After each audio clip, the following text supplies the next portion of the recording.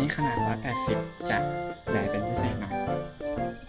ถ้าถามว่าทำไมมันถึงแพงก็มันใหญ่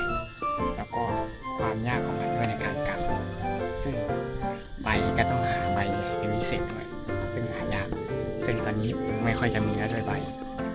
ก็เทียบกันเลยอันนี้ราคา80ความต่างเลยเยอะ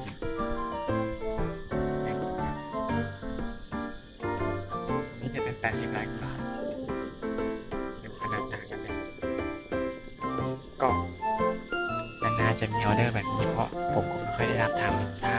ไม่ได้สนิทกันนั่นแหละอยู่ที่ว่าผมจะทำให้ไหมมันยากก็ดูขนาดกัน